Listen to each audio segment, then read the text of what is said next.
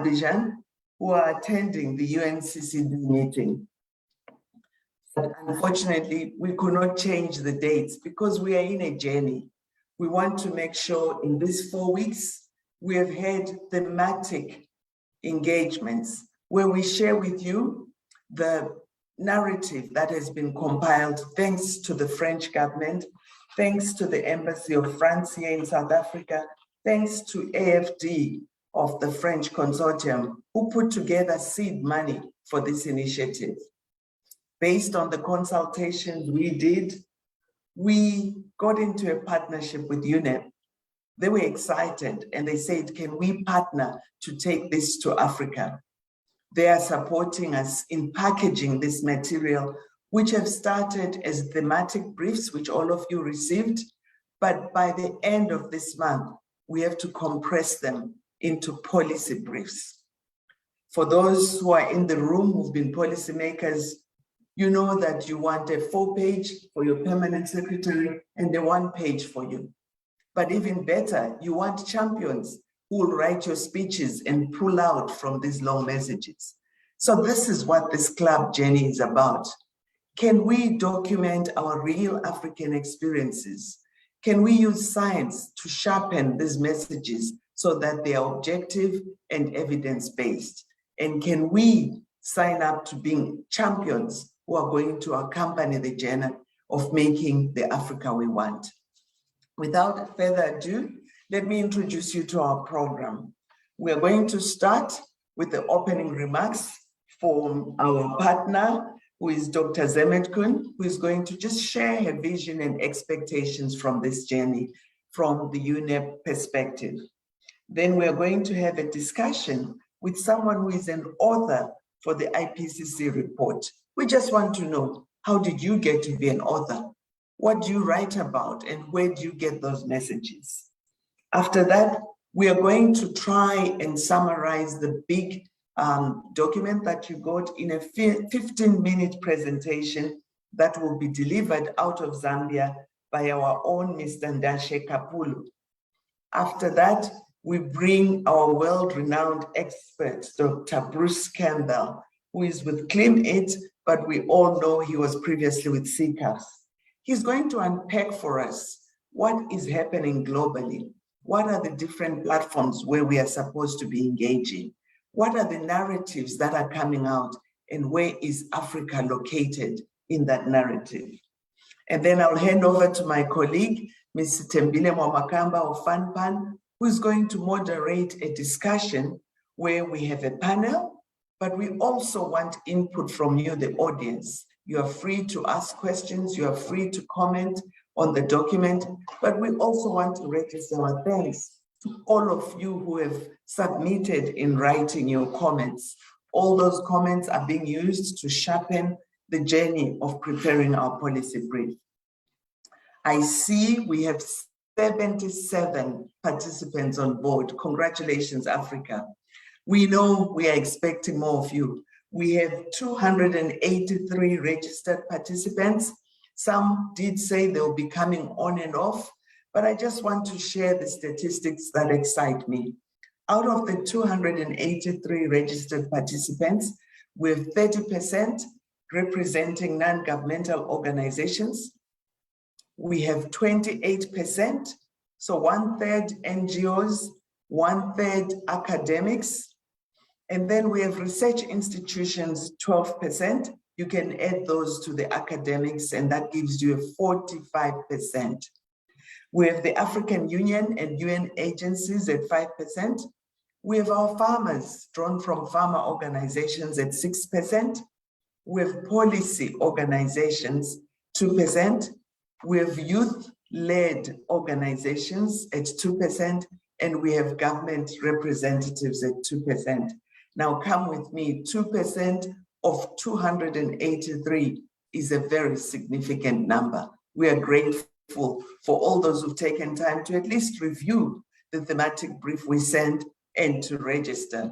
Our promise to you is that we are going to prepare a recording of this meeting, which will be uploaded on our website for you to share with your friends. But we are also going to do minutes of this meeting and pull out the pertinent points that need to be incorporated as we create our messaging for the policymakers. That's our promise. And our final promise is that we want to end this meeting 5 minutes before time. We know you are pulled left, right, and center. We've booked you for 1.5 hours. We will not overshoot on time. Without wasting much time, welcome to CLAB. Thank you to our partnership with FANRPAN, who've allowed us to use their database to reach over 10,000 participants globally. I also want to acknowledge our development partners. The journey of partnership did not stop with UNEP.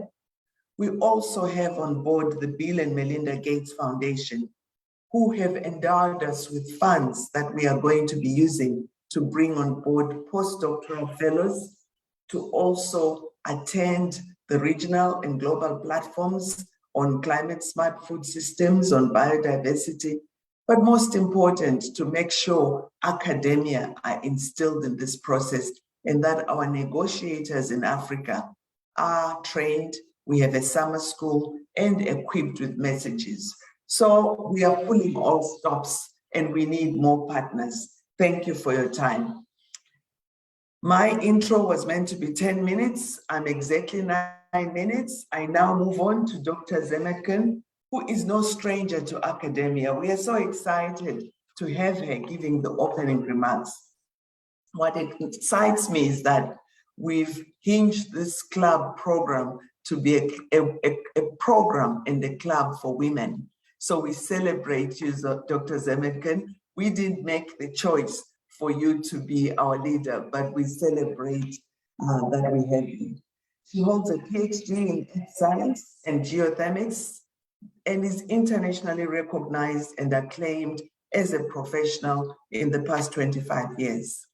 She's a very familiar face in project management and has experience in the African Union, regional economic communities, and across the UN agencies, as her role is pivotal on climate issues. She regularly features as faculty at the University of Geothermal Training programs in Iceland. So we are lucky and we welcome you to South Africa. Now that you'll be at our doorstep, we will enjoy your company and your intellect as you guide this program. Over to you, Dr. Zemetken, for the opening remarks.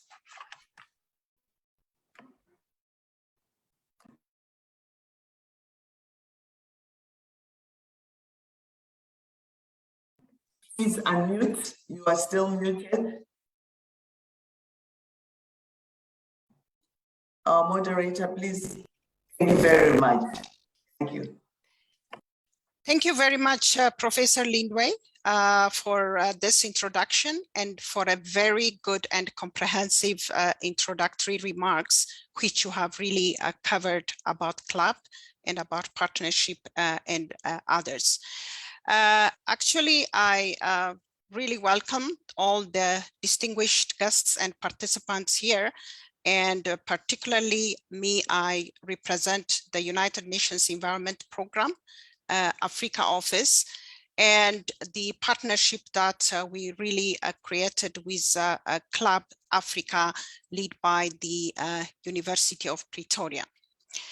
On behalf of my organizations and myself and the project team in UNEP, I really thank the University of Pretoria through this CLAB-Africa or Future Africa project for just leading and accepting also our invitation to partner with us and lead such an important and timely program, particularly bringing the African solutions for African challenges. Basically, when I spoke with Professor Lindway, we were just discussing and also to focus, why do we partner together, particularly UNEP partnering with CLAB-Africa, and then what are our expectations from this? Indeed, for us, a successful development agenda requires inclusive partnership, both at the global, regional, national, and local levels. that really build upon principles and values and upon a shared vision that we have and shared goals, placing people and the planet at the center. And for us, the Club Future Africa project being led now by the University of Pretoria in collaboration with UNEP and other partners is clearly aligned to the UNEP medium-term strategy that really focuses on solving the three major planetary crises, which are interconnected: the climate change, biodiversity loss, and pollution.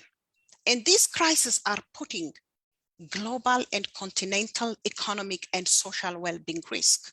So the medium-term strategy of UNEP is really trying to really solve these planetary risks, and also which is now aligned to the Club Future Africa, which really focuses on climate, land, agriculture, and biodiversity. So this proactive partnership and joint collaboration with relevant stakeholders and partners is really necessary to respond to this call. This is in the context of avoiding duplication of efforts, taking the advantage of complementarities, and also actually leverage resources and best practices, and also maximize the benefit of our continent and also our nation.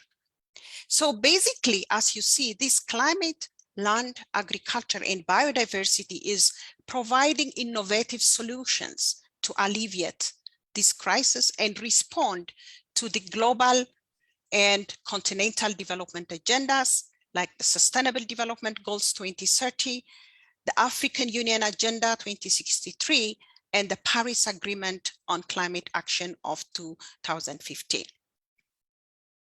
So what is our expectations now from this collaboration? What do we expect? As you know, in today's world, one of the critical aspects of the climate change arena is ensuring a just transition, even as member states increase their implementation ambition to low carbon development, resource efficient, and build resilience. Because just transition is a framework to really encompass a range of social interventions to really secure decent jobs. So this is actually now, we really want this to be ensured a just transition is also included.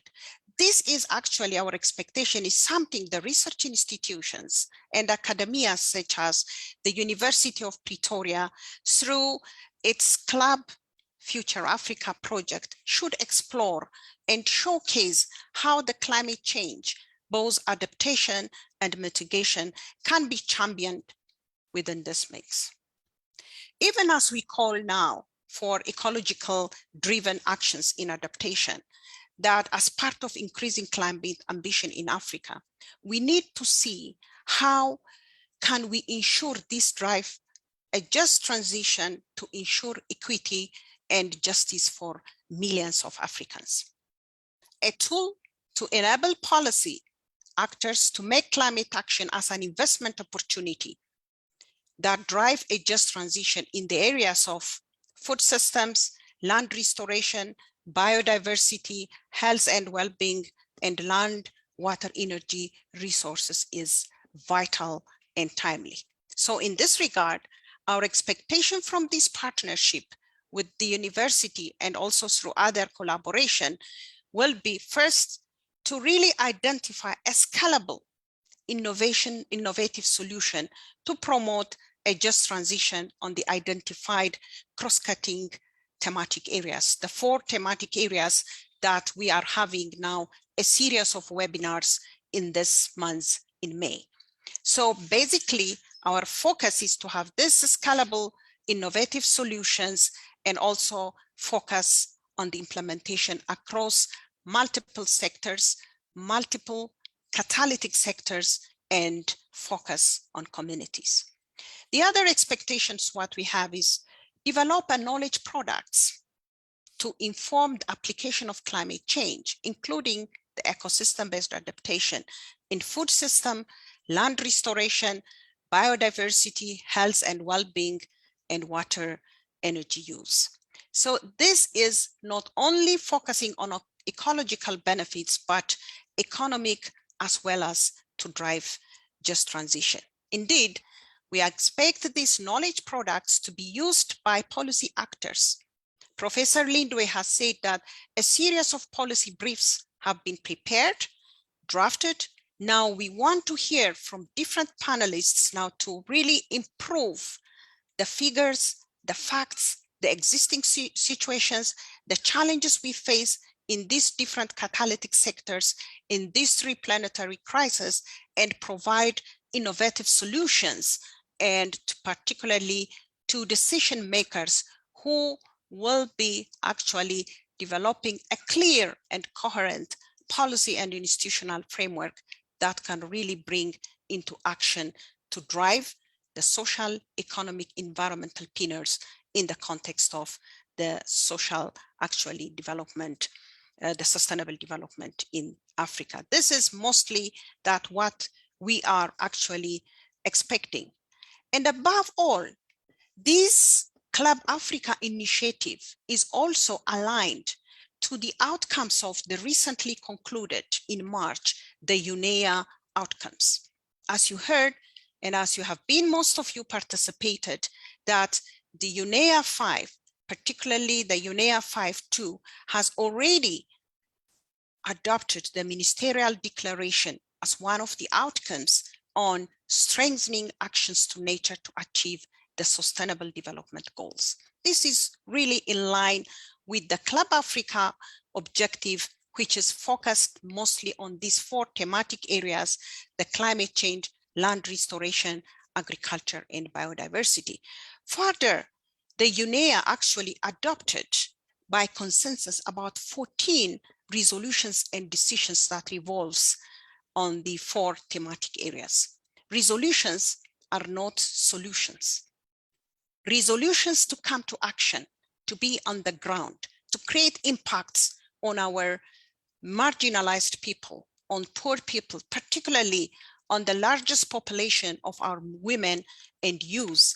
We have to really have a clear and coherent and knowledge and scientific based policy that really drives those resolutions into actions. So some of them, like the nature-based solution for supporting sustainable development, is one of the major which is aligned to CLAB-Africa, the biodiversity and health, the science policy panel to contribute to the sound management of chemicals and waste, and also the environmental dimension of sustainable, resilient, and inclusive post-COVID-19 recovery are among the many resolutions that has to be implemented on the ground. So CLAB-Africa is actually in line with those outcomes of the UNEA resolutions, and also above all, the recently also just adopted by the African environment ministers in line with the African Green Stimulus Development Program. So we are really looking forward this program, these thematic areas, this webinar, to really help and to really make concise and also a knowledge and evidence based to our decision makers to bring this investment tool to drive and to bring the climate action as an investment opportunity to spur economic growth in the continent. Thank you very much, and we look forward for this partnership. Over to you, Chair. Thank you very much, Dr. Zemetkun, for those marching orders. You want us to focus on just transition. You want us to make sure that we identify innovations that are scalable. You want us to focus on multi-sectoral implementation. You also want knowledge products for use by policymakers. But most important, we remain aligned to the 14 resolutions of the recent UNEA conference. And we want to believe that this is doable. We have close to 100 participants on board now, and all of us are in it together because we are not leaving anyone behind. Thank you very much for those opening remarks and the guidance. I now want to move on to Dr. Christopher Trissos. Thank you so much for making time to join us. If you can come on video. We like to keep the videos of the speakers connected, and then we will then go off video when we move to other sessions. Dr. Christopher Trissos, are you with us?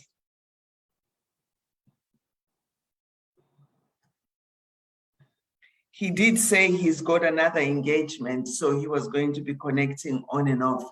So whilst he's preparing to come on, I am going to ask for the presentation. We can change our program around and move now to just give you a snapshot of the thematic brief that you received. And we spent time just going through in 15 minutes a presentation from Mr. Ndashe Kapulu, who is going to walk us through a summary of the thematic brief that you received. Thank you so much. Over to you, Mr. Kapulu, and can we have the presentation uploaded? So the choice of having Mr. Kapulu was deliberate. As we know, the chair this year of the negotiators is Zambia, and we want to close in on Zambia. I've been working as a policy advisor for close to 15 years, and one thing that I know is that the message is best accepted when it comes from the local partners. So Mr. Ndashe Kapulu, we're looking up to you and the negotiators you have brought on board to this meeting to make sure you help us couch the right policy brief for taking up to policymakers. Over to you, Mr. Kapulu. Thank you, Professor Sivanda. Thank you, everyone, for being here. I'm Ndashe Kapulu, coming from the Zambia Agriculture Research Institute, and I'm here to basically just give an overview of the brief on climate impacts on food systems in Africa. So before I get into my presentation, I would just like to just briefly give you a bit of some information about myself. So my interest in climate change impacts on food systems comes from my having spent quite a bit of some time working with small-scale farmers who, as many of you here might agree with me, are an important component of food systems, yet they remain the most food insecure, the most marginalized, and most importantly, the most vulnerable to climatic shocks. And so I have spent quite a bit of some time in my work, building resilience of these small-scale farmers by helping develop climate change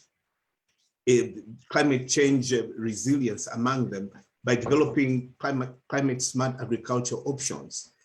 But over the years, my interests, of course, have shifted and grown towards trying to generate evidence that can inform policy on how to build a strong and resilient food system against excessive climatic shocks. And so this afternoon, my talk basically will focus on summarizing the thematic brief, which has been developed from a series of robust consultative meetings with experts who've been working on climate science in Africa, as well as an extensive review of secondary sources of literature in order to generate the much needed evidence to initiate, most importantly, dialogue among state and non-state actors to provide key actionable policy recommendations that can enhance our food system here in Africa against excessive climatic shocks. And so my presentation basically will give an overview of the five main sections as highlighted in the policy brief, mainly focusing on the impacts of climate change on food systems, and how the brief also highlights some of the key governance frameworks that are existing, including the instruments related to climate adaptation and mitigation.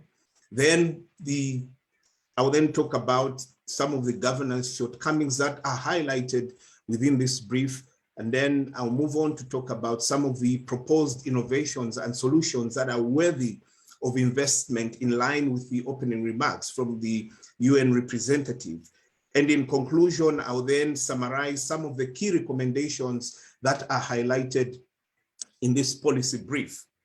As we've heard earlier on, climate change poses a significant impact on Africa's food system.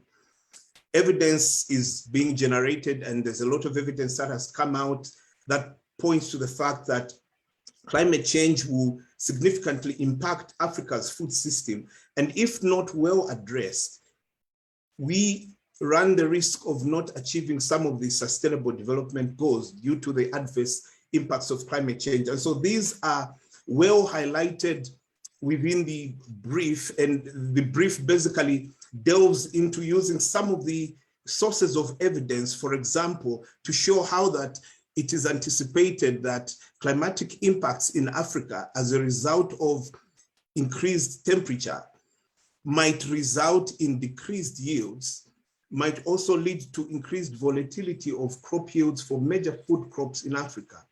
And as a result of some of these extreme weather events, this might then lead to severe drought and flood events, which could disrupt food supply systems in Africa, leading to higher price volatility for small-scale farmers or for farmers involved in production of food, but also for consumers.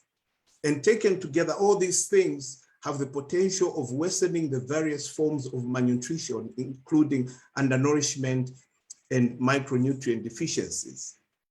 Building on the evidence base that is being generated by science on climate change, studies have shown that climate change is poised to impact even the suitability of major crops and cash crops by year 2021.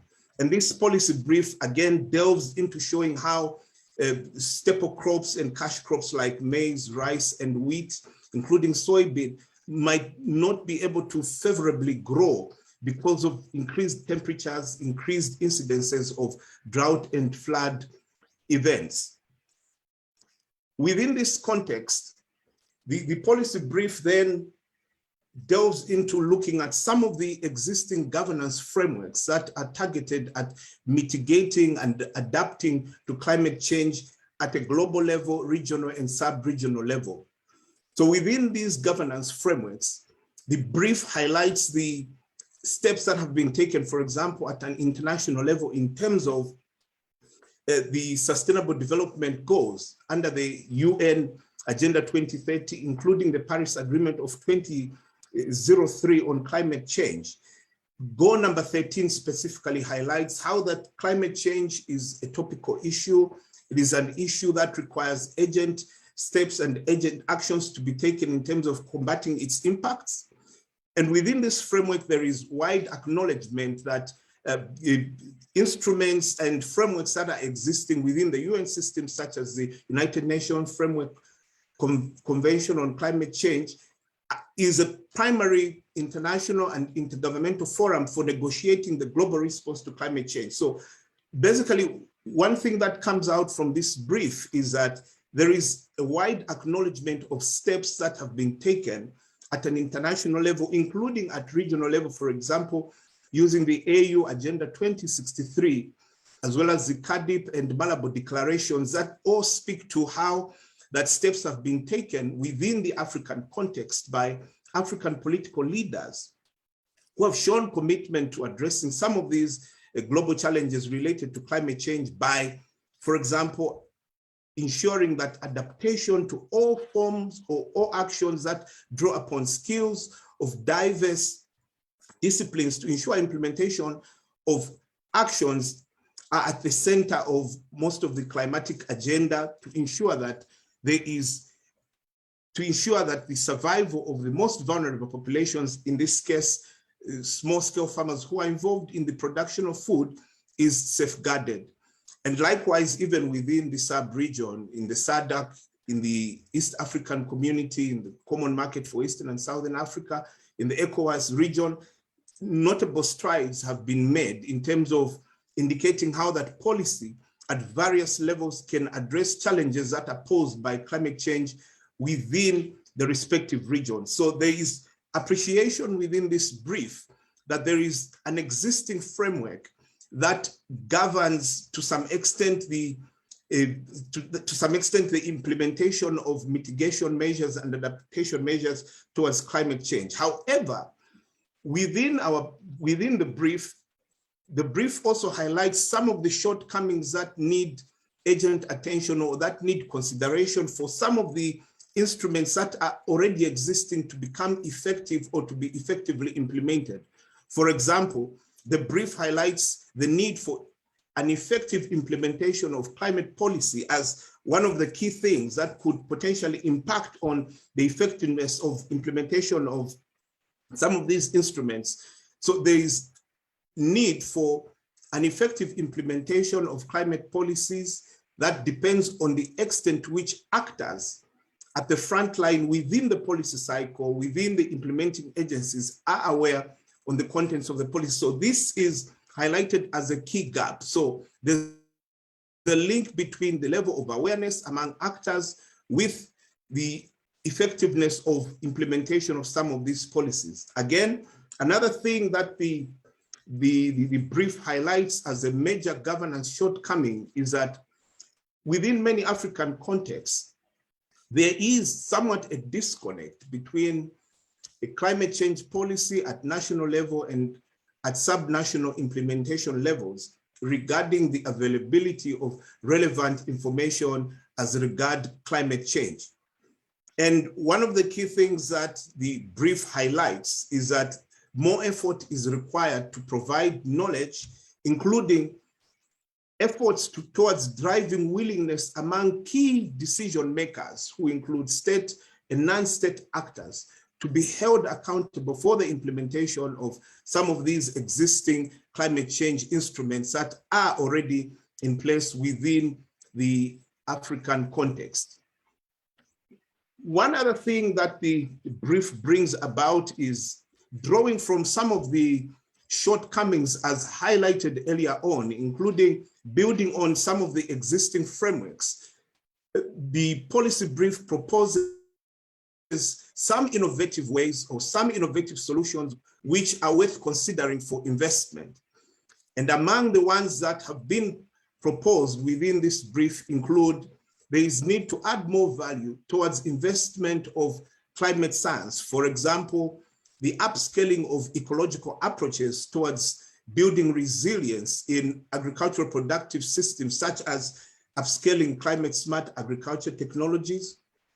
Another aspect could be the integration of indigenous knowledge systems to scientific knowledge systems, and together, using these different sources of information, developing pathways of addressing food system challenges within the context of climate mitigation and adaptation. And one thing that is key about integration of indigenous knowledge systems is that this is one way of building ownership among local communities, as well as building local empowerment among these communities. The other thing is unpacking and implementing regenerative agriculture. In this case, promotion of different forms of sustainable agricultural practices that reduce the overexploitation of fossil fuels or reduce the use of fossil fuels. So for example, the use of cereal, legume rotations, or the use of integrated pest and disease management options in plant production. In animal production, the use of rotational grazing systems or zoning systems within grazing management as a way of sustainably producing food that is meant to feed the African population. One other innovative solution that is being proposed within this brief is that there is a need to upscale food loss and food waste innovations. For example, evidence from East Africa in Kenya shows that hermetically sealed bags can reduce yield losses by about 14 to 15%, whilst mitigating the impact on climate change in terms of managing the emissions that come out from some of these technologies that are being used to manage post-harvest losses in agriculture. And lastly, the policy brief ends by acknowledging that there is strong evidence that is coming from science, pointing to the fact that climate change is poised to impact on food systems. The policy brief then moves on to provide innovative ways or recommendations of how food systems such as the one in Africa can enhance resilience, can be able to adapt and mitigate towards the effects of climate change. And so the policy brief proposes about 6 key actions that can be translated into policy, actionable policy points, which include enhancing a robust financial investment strategy that includes the participation of private sector towards accelerating the adoption of proven technologies such as climate smart agriculture. Another aspect is the documented evidence that comes from the recognition that integrating indigenous knowledge systems into other knowledge systems can enhance sustainable development within the context of climate change in an African context. The other aspect is adding to scale in terms of the projects that can be developed, taking into account the longevity of these projects, building or synergizing from the already existing consortiums, or developing new partnerships with donors who are willing to pull resources together with a view of investing in long-term investments that ensure the sustainability and effectiveness of climate-related projects. Another aspect that is well highlighted within this brief is the leveraging on existing frameworks. Earlier on, I did highlight the already existing frameworks within Africa at an international level, but more importantly, building or strengthening partnerships and consortiums in order to develop long-term projects that ensure that resources are put together and utilized efficiently as well as in a sustainable manner. Farmers are an important component, like I earlier said at the beginning of my presentation. Women and youth at the same time also play an important role in the sense that they have a role in terms of helping, in terms of putting them at the center of designing context-specific adaptation technologies that help to transform food systems, taking into account that to some extent, these are the most vulnerable people within these food systems. And lastly, but not the least, there is credence given to the fact that there is need to build and strengthen partnerships for a climate resilience and adaptation by leveraging on best practices and tailoring them to local conditions. So the key thing or the key messages from this brief are that there is need to build on already existing partnerships, leveraging on what is already existing, building on what needs to be built, and taking advantage of already existing governance frameworks, building on the weaknesses that are contained therein in order to develop context-specific, African-specific solutions towards mitigating climate change impacts on our food system. Thank you very much. Thank you very much, Mr. Kapulu. I don't think we could have gotten a better messenger for this message. In my advocacy work, I always learned that there are 3 things that you need to be an advocate for policy. Number 1, an evidence-based message. Number 2, a good platform with an audience. Number 3, a messenger who believes in the message. Colleagues, let me tell you that the message you've just received from Mr. Ndashe Kapulu is not one that he has coined himself. He used the very thematic brief that all of you received. He developed the slides. We are going to upload the slides on our website. We will also have access to them, and we are asking for champions. We want you to be the champion in your own country to disseminate this message. We want you to be the champion next month when we go to the regional meetings, where we are looking for lead presenters who come from these 5 regions of Africa, who are going to be the credible messengers for the message that is coming from all our researchers. Thank you very much, Mr. Kapulu. We are not going to do questions. Our panel is going to pick up. For those who want to comment, I see we have an active chat. Thank you very much. Our numbers are rising. We have 107, and I'm told our Facebook page through FANRPAN is also active. Feel free to join via Facebook or live on this webinar. We are now going to move on to the next segment, where we invite our very own Dr. Bruce Campbell. As previously mentioned, Bruce, as we frequently call him, is a senior advisor for the Global Center on Adaptation and is the Chief Innovation Strategist for Clim-Eat. I want to underline the word innovation and strategist. We can't ask for more. We were told that we need innovative solutions. So we brought into the room the strategist who coins the innovation. Bruce, thank you for the feedback you've already given on the thematic brief. As you can see, the presentation did take your recommendations on board. But today we are really asking you to unpack your years of experience through CCAFs, through the current portfolio, but also the winds of change where you are sitting and hearing what is happening. How do we position ourselves to make sure that Africa becomes the Africa we want? Over to you, Dr. Campbell. Thanks very much, Melinda. And I'm hoping you can see my slide. Yes, we can see your slide. Thank you. It's now on slideshow. Great.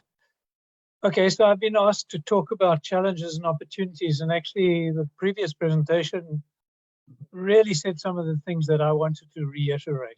And I've just got 4 points in the 10 minutes that I've got. So the first one is about bringing finance into the sector. And within the policy brief, it talks about an investment plan, for example.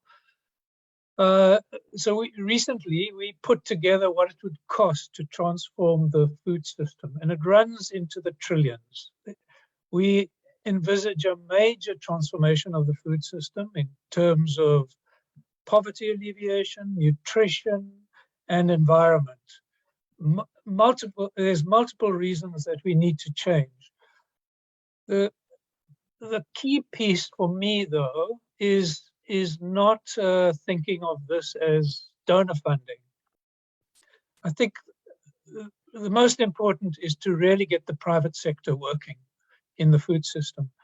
I mean, if you look at imports into Africa in terms of food, they're rising and expected to continue rising. Now, why are we paying food companies from throughout the world and farmers throughout the world rather than developing the African agricultural sector? So, and if we can get the food, if the value chain's working, the private finance will flow into them. Of course, there still is a role for government financing and donor financing, but it's really around de-risking the agricultural sector, dealing with the public goods that the private sector doesn't deal with. Blended finance. How do we put in $1 of government finance and bring in $10 of private finance? How do we really leverage in much more funding into the sector? And it's also about having long-term strategies, to have a real vision of where you want to go and to put all the efforts behind that. So the second point is around the indigenous knowledge, and this was also mentioned previously.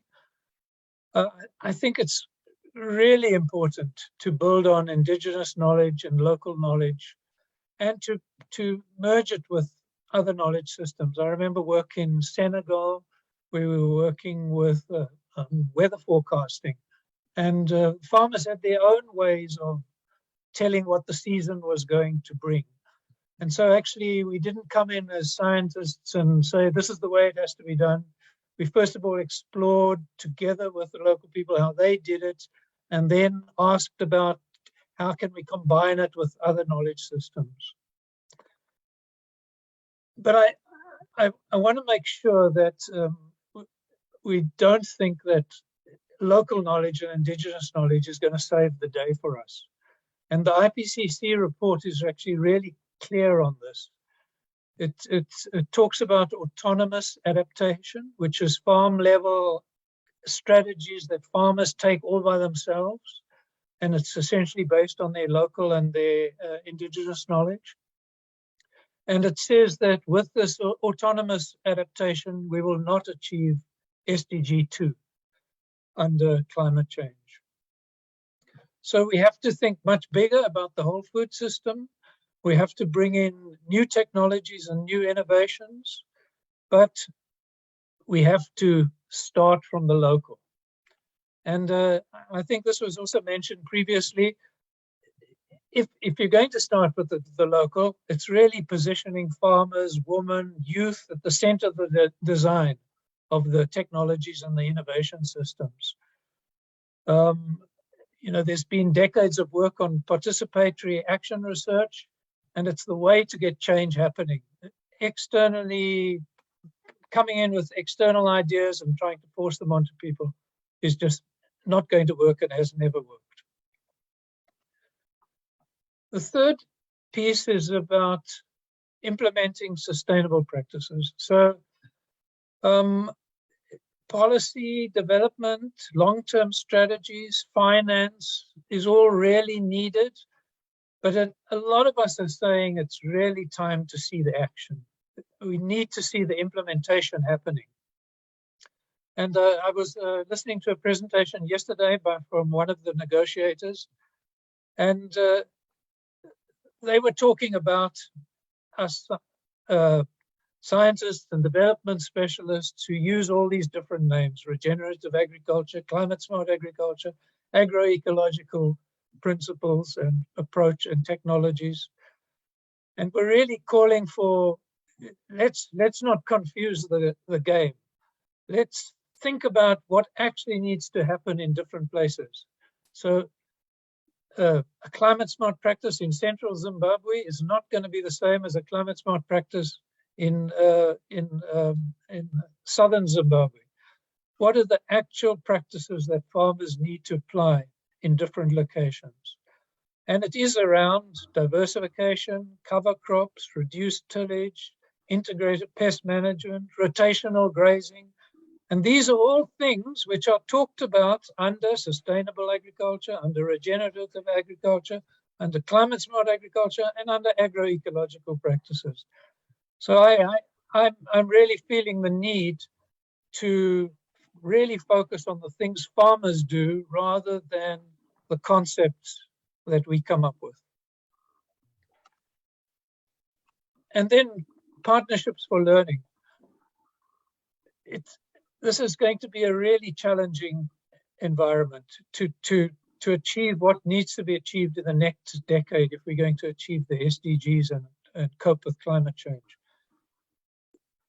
The practices are highly context specific, and I have some fantastic examples where we call something climate smart in one location, and you put exactly the same practice in a different location, and it causes greenhouse gas emissions. So the practices and technologies are highly context specific. We're going to need lots of learning happening, and farmers will be at the forefront of this kind of learning, attempting practices in different locations. As academics and research and development specialists, we have to really try and promote South-South learning, farmer-to-farmer learning, to get it right in terms of what is appropriate for different contexts. And the last point I wanted to talk about was dealing with the broader food system. So often as agriculturalists, we get stuck in the production end of the food chain. And so it's great to see in this policy brief the focus, for example, on food loss and waste. If we're going to solve the climate crisis, I often say that 1/3 is going to be solved by production, 1/3 is going to be solved by dealing with food loss and waste, and 1/3 is going to be dealt with by changing our consumption patterns. So it's fantastic to see food loss and waste on the agenda. I would also say that we have to up the game on the nutrition. And just as an example, many subsidies in Africa go into our main crops, wheat, maize, and those sorts of things. if we're going to use subsidies, what happens if they went into nutrient-rich crops like legumes, for example? That could also help us in our diversifying the farming systems, in rotational systems.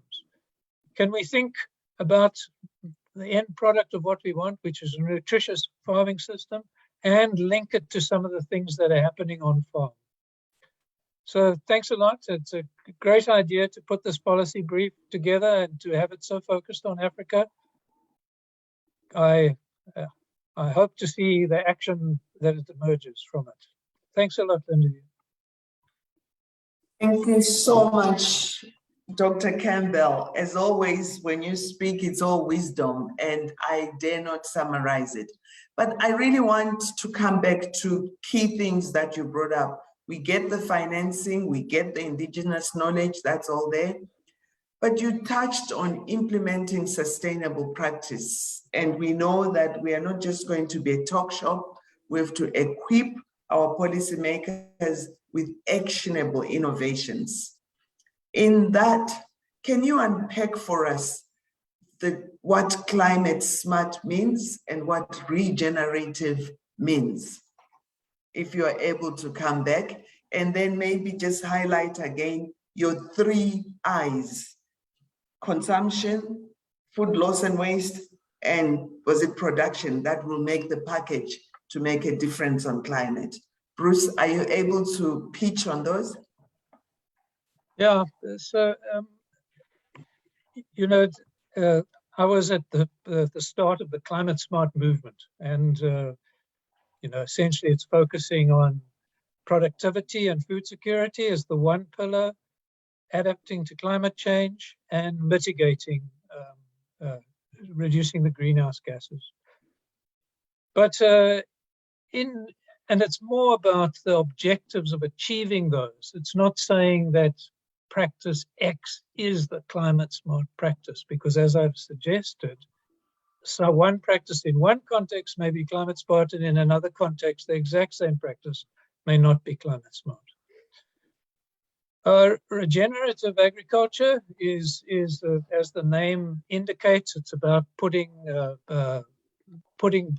ecological principles back into agriculture, enhancing soil health, not overusing inorganic fertilizers.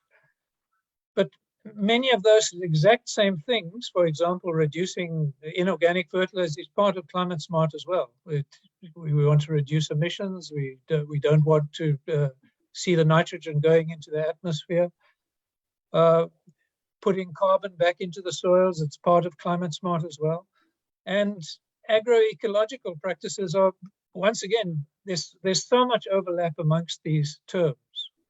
That's why I think that we should rather talk about what do we need to do in central Zimbabwe in terms of diversifying our cropping systems? How do we do tillage under these particular conditions? I think we really have to get back down to the actual practice level. And I don't know what you want to say to me about the other part, the food system piece, Lindiwe, but you know. It was just to mention, you said you believe if we're going to make a difference, we need to push the boundary to the broader food system. And you mentioned 3 things that we want to take away. If you could highlight those again. Okay. The 1/3. Yeah. So we've always focused on production, and that is going to be, we say, 1/3 of the solution. Perhaps it's a little bit more than 1/3 of the solution. Dealing with the food loss and waste is another good portion of the solution. And then the 3rd would be around changing consumption patterns. It's a difficult conversation to have, but unfortunately, all the data shows that we really have to change our consumption patterns as well if we're going to be able to move forward into a different world. Thank you very much. That's a quotable quote. According to Dr. Bruce Campbell, if we are going to address the climate challenge, don't leave it to the most polluting countries. Think local. Think of your production traits. Are they climate smart? Think of your consumption in your own home. Are you leaving things in the fridge to rot? Or are you throwing away food from the table as leftovers that no one wants to eat? And third, look at what you are eating. Are you eating food that is produced in a climate smart way? 1/3 consumption, 1/3 production, 1/3 food loss and waste. At least we will get close to the solution. Thank you very much, Dr. Campbell.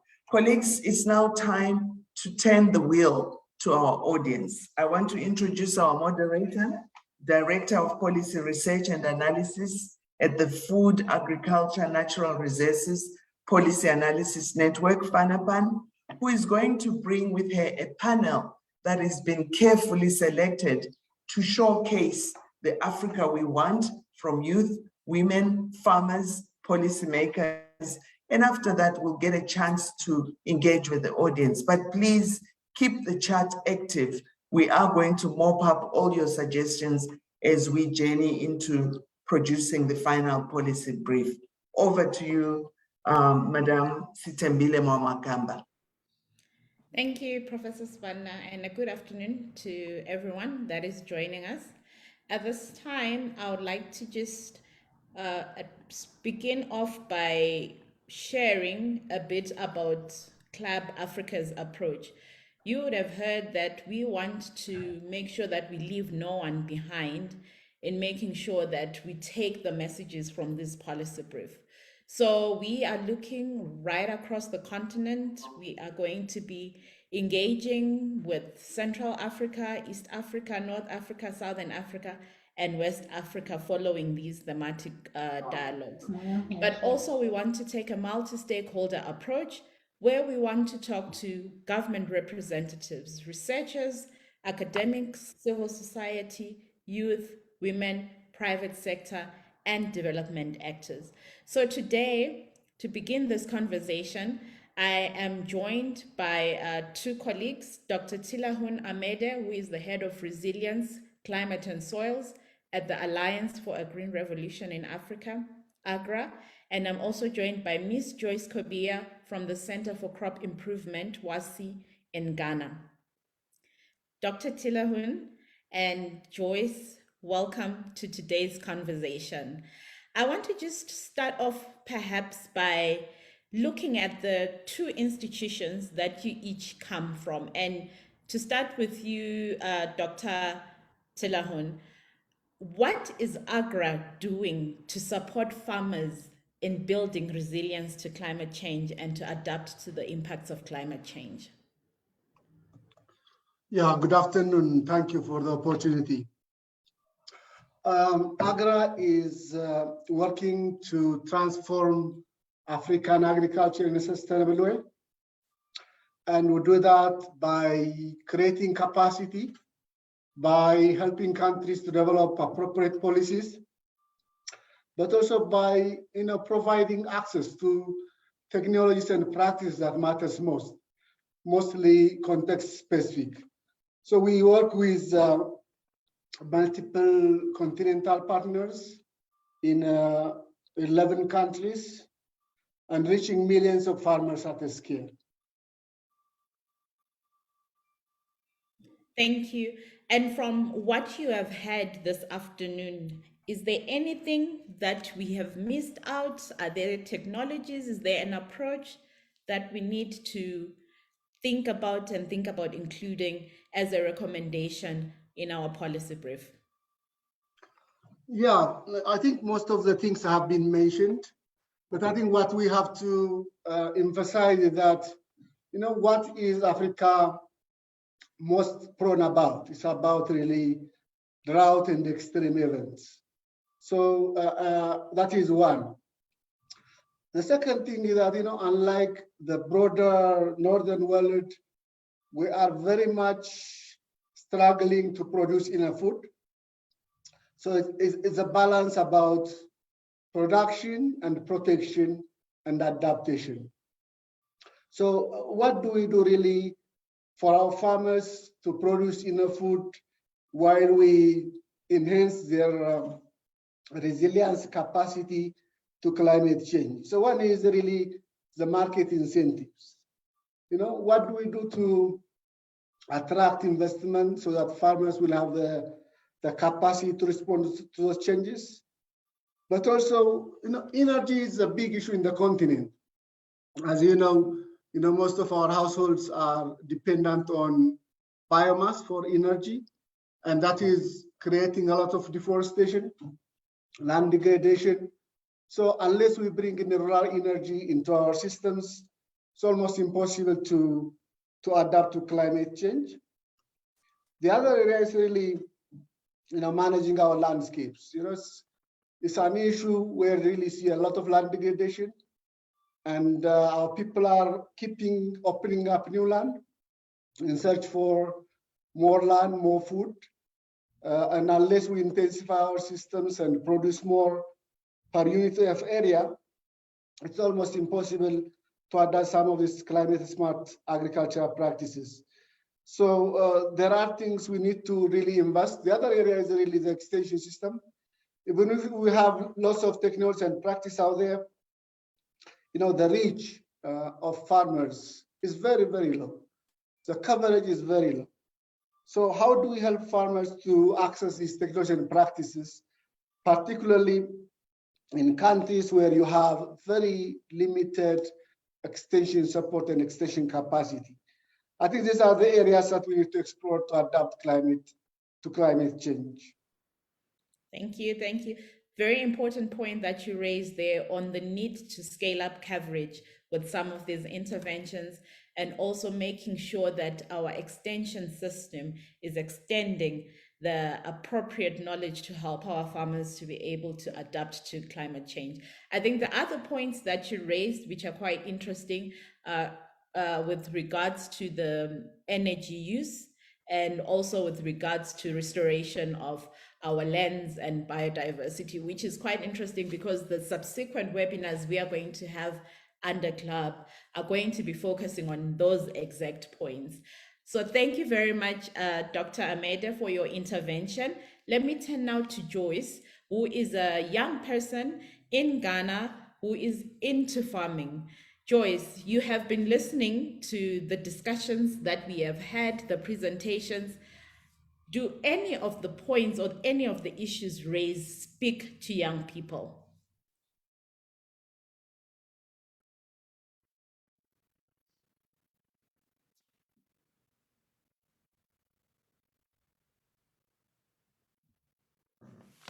Joyce, I see you've unmuted. We cannot hear you.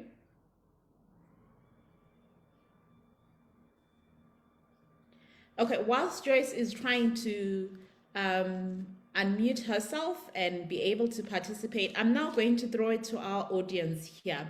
You have been listening to the presentations, you've received the policy brief. Have we captured everything? Are there some omissions from any of the sectors or any of the groups that you are representing? I'll be monitoring the chat here to make sure that I capture everything. Some very interesting questions coming. And of course, there's a comment here from, is it Francis Odiambo, who is saying the third for production, food loss waste, and change in consumption waste sums up all that is needed. Thank you. That's a response to Dr. Campbell's presentation. I'm also seeing some more. Okay, there is another intervention here where it's the African Green Stimulus Program referred to by Dr. Zamukun in her opening remarks can be accessed. Okay, that's sharing of knowledge. Are there any other questions? I am looking for hands in the chat.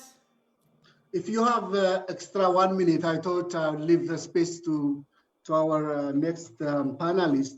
But I just wanted to contribute to the discussion on regenerative agriculture and agroecology. Go ahead. As you know, these concepts have emerged in the US, in the West, and are based on the perception, and of course also data, that there is an excess use of inputs, an excess use of energy, which is polluting the environment. While you come to Africa, most of our agriculture is not using any external energy source, but also is characterized by huge nutrient mining, because we add very limited nutrients, fertilizers to the soil. So the concept of regenerative agriculture, as it's coined, is mainly, from the ecosystem side, but it has to be adapted to also the production side, that people produce enough, and when they produce enough, they need, of course, to use improved inputs like fertilizers and seeds, so that they produce enough so that they don't open protected land, they don't deforest the system, they don't go to wetlands, so that there will be more resilience in the system at a scale. So I think that understanding of agroecology and regenerative agriculture from the African context should reflect the context of Africa. Up to now, we are really struggling to sell that idea to our partners in the North. Thank you very much. Thank you very much for that intervention. Some important points there. I see we have some hands now. I saw Shadrach Gwari's hand is up. After Shadrach, we are going to have Lwembe Mwales to come in. So Shadrach, over to you. Okay, good afternoon, everyone. I'm looking at the issue of the impact of climate change on food systems, and I would like to give a quick experience of what we had in Zimbabwe this current 2021-2022 season. I would want us also, as on the policy brief, to also look at the positive or the benefits of climate change. Let me say, in Zimbabwe, we usually receive our rains mid-October, but we had late rains, and fortunately, though we had a mid-season dry spell, we had a lot of rains in April, to an extent that we had some floods. I think for those who also experienced it in Zululand, there were also floods. Yes, it was bad, they killed people, but these rains again, for those farmers who are into winter cropping, especially in the areas where we have the wetland, the flays. Now we are having farmers who are growing wheat. So I should also have in the policy brief, let's also look at how best we can use the wetland as a result of the climate change in terms of temperature. We used to have cold temperatures in winter, but now it's getting warmer and warmer. So I'm looking at plant breeders and all those who are into seed houses to also come up with the varieties of seeds that can also survive with the temperatures that we now have for our winter cropping. Thank you. Thank you so much, Shadrach, for that intervention. Yes, we have experienced some rather unusual floods in this part of Southern Africa. KZN here in South Africa having experienced the worst of it. Lwembe, your hand was up. Can I come to you before I just go through some of the questions that have come through the chat?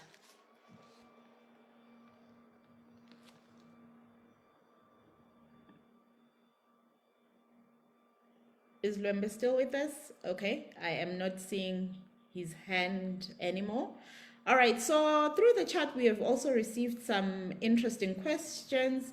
Simba has asked, in terms of cost, should we put more emphasis on reducing food loss and waste rather than increasing production, particularly when we consider we may be losing 30% or more of production? That's an interesting question coming through. We've also received from Maureen a contribution that one adverse event of climate change is drought, hence water infrastructure, both for agriculture and consumption, is critical. We've also received contributions from Lema. So we have some really exciting contributions that have come through through the chat, and I would really love to get somebody's voice to just also speak on some of these issues. Is there? Okay, all right. I see Joyce was unable to speak. Perhaps there's a challenge with the mic. But as one of the panelists we had invited, she has shared her reflections in the chat, quite a number of things that she raises there. She says, we the youth are seen to be future leaders, and we have decided to take an active part in advocating for a change and reducing climate impacts.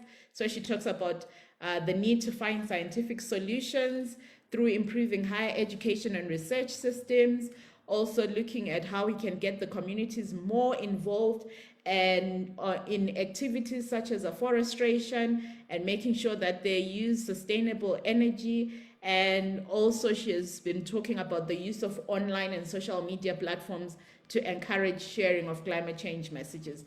Thank you so much, Joyce, for those contributions. I see Dr. Zemekun's hand is up. You have the floor, ma'am. Thank you very much, Madam Moderator. And I just want to reflect to the issues that has been raised in the chat.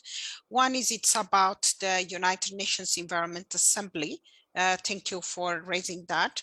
Of course, UNEA is the world's highest level decision-making body on the environment. Actually, this has actually a membership of about 192 member countries in the world. And UNEA meets actually biennially to set priorities for actually global policies and development agendas, and also develop the international laws on environment. UNEA brings together all actors like governments, civil societies, businesses, and private sectors, and all stakeholders to really come up with this international environment laws and also resolutions. This is more of a global approach. And also we have the African environment ministers, where we have the AMSEN, we call it, and they also set decisions like actually now this will be also to answer on the African Green Stimulus Program, which I just really mentioned what it is all about. This is one of the decisions which have been made by African environment ministers. This is actually in response to the COVID-19, particularly an innovative African-led initiative developed to support the continent's recovery response in a sustainable manner in the devastating socioeconomic and environmental impacts of this COVID-19 pandemic. This program actually called for continued efforts to conserve, protect, and also enhance the resilience of our environment in order to avoid similar crises in future. So these are the decisions and also the resolutions that have come from at global level and at continental level. Thank you, Madam Moderator. Over to you. Thank you so much for that intervention and for explaining about the UNEA, which was a question, yes, that indeed came through the chat, and also talking about AMSEN and all these other platforms that are there to make sure that we address not just climate change issues, but environment challenges in general. I see Dr. Amede, you had your hand up. Let me come to you, then I'll go to Lwembe Mwale as the last speaker. Please unmute yourself, you're muted. Yeah, I just wanted to respond to some of the questions. I think, as I mentioned at the beginning, the major problem you see that the IPCC report and the hazards. Africa, the most important really problem directly related to climate change is drought and flooding and extreme events. And drought has been in this continent for centuries, only that the frequency has changed, the intensity has changed. So what do we do to that? So in AGRA, we are talking about three potential solutions. One is making sure that we bring in drought-resistant varieties, crops, and diversification to our systems. So we should not rely on only major crops like maize, but bringing in options, including our traditional crops like sorghum and millets, cassavas, which are drought-resistant, and also nutritious. The second thing we talk about is really what we call rainwater management. Really, most of the continent is dependent on rain-fed agriculture. And So irrigation is like less than 10% in the continent, except for Northern Africa. So what do? We need to capture our water, we need to store our water in water, and we need to efficiently utilize it. And that is probably one of the best strategies that we can employ at farm and landscape levels. And this can be done, by farmers with very limited support from external investment. But also where, infrastructure allows and investment allows, I think water infrastructure, irrigation is becoming a very, very important strategy to minimize the effects of drought and climate change. So those are really important strategies that we need to align together with landscape management, mainly soil health. Really soil health, not only improving the nutrients, but also the water holding capacity of the soils and the biodiversity of the soils. Yeah, thank you very much. Back to you. Thank you so much, sir, for that intervention. And I think there's quite a number of points that have been coming through in the chat as well.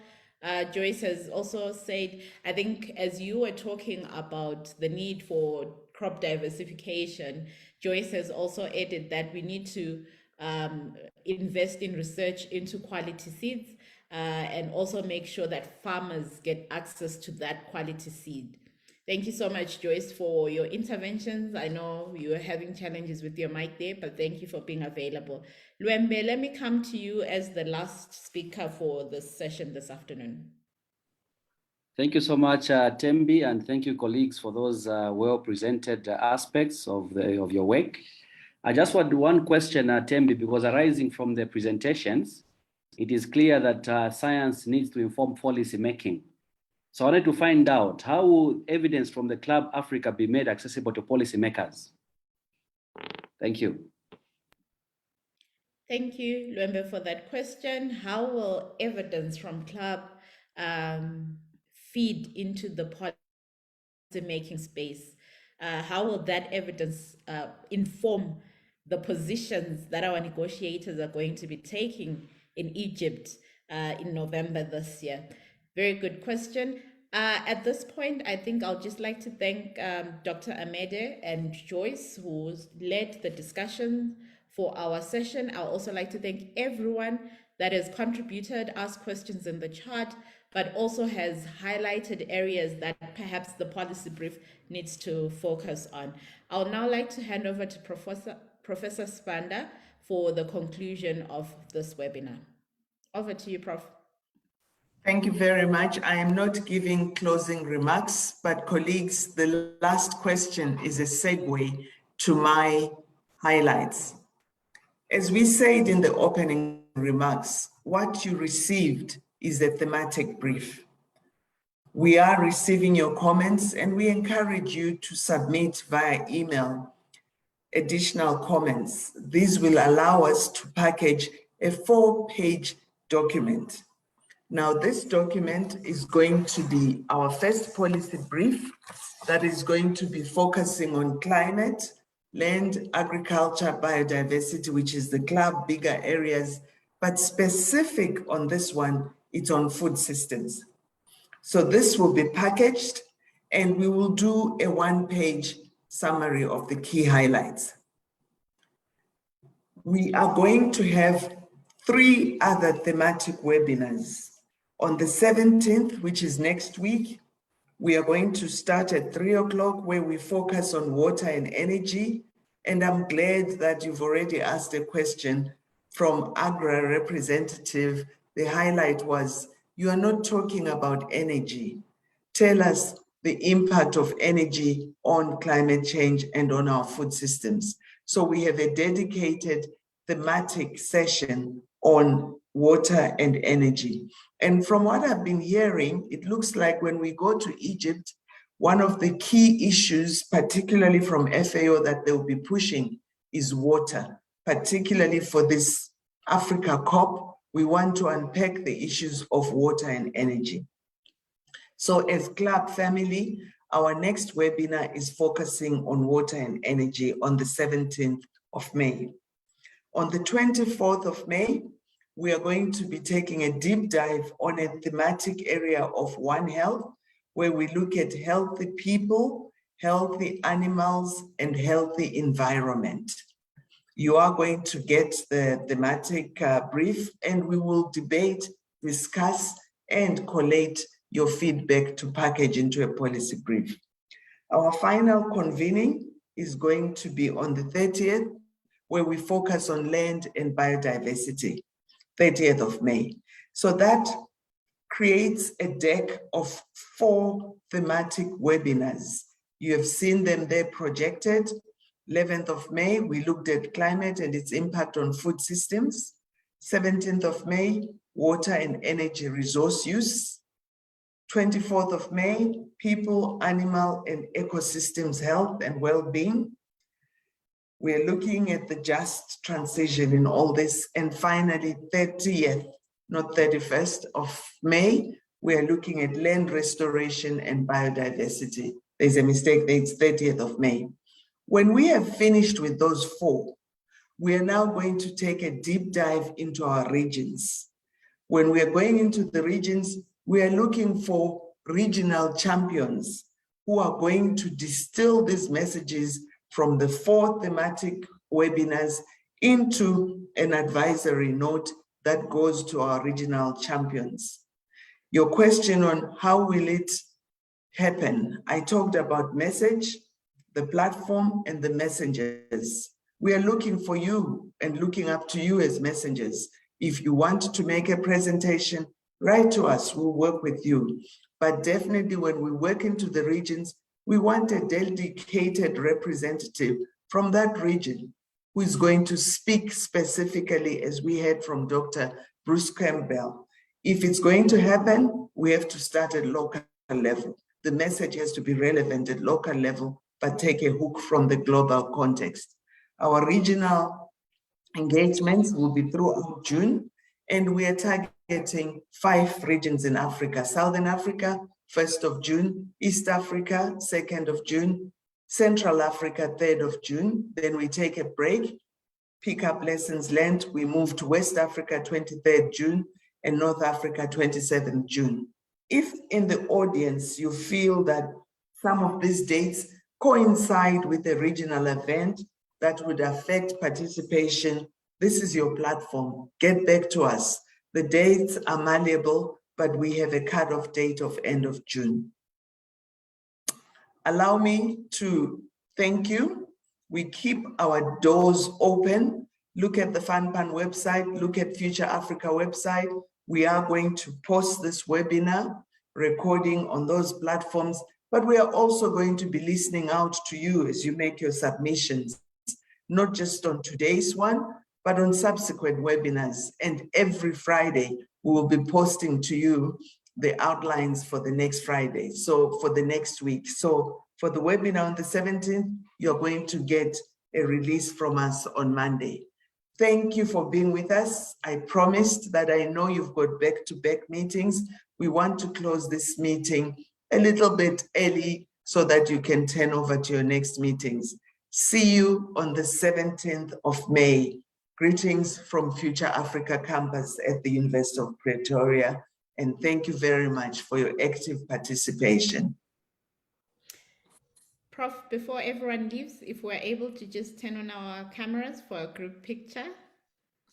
All right, we still have 88 Good idea. people. We still have 88 people, and that's an excellent idea. We have 88, and we did shoot up to 102 at some stage. So happy family. We are a club, CLAB, as part of a club that we are going to be journeying with until 2063, the Africa we want.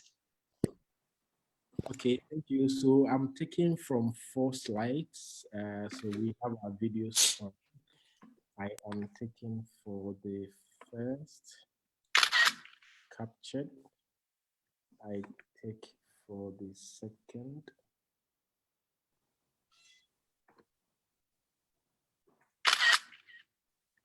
I take for the third now.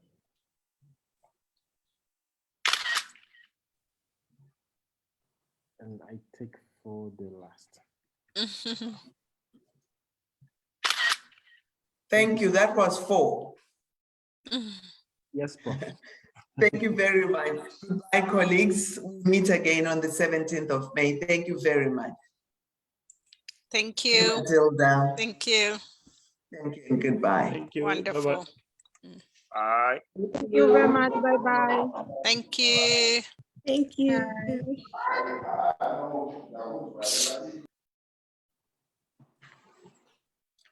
Wow.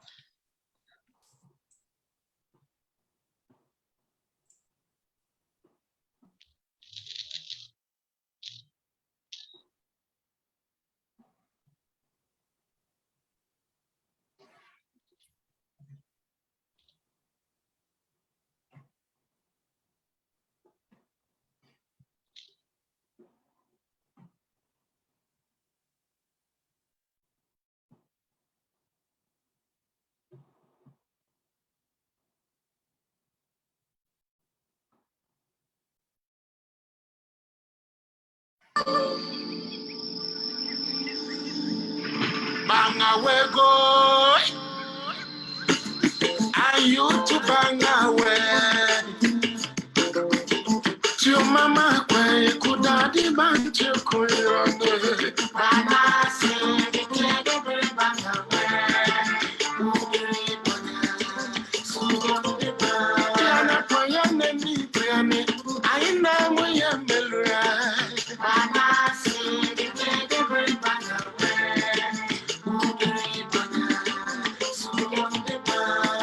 Kendi mama kuga, we use na de baba kere mo. Mama siri kede baba we. Sudong de baba. Chiku doni bile, iba chiku mbedu bebe mo. Mama siri kede baba we. Sudong de baba. Duabani la kana sankani kansowen mo. Kontuani, upe yini atinka zuri bachiku, yini azu bedun na kwesela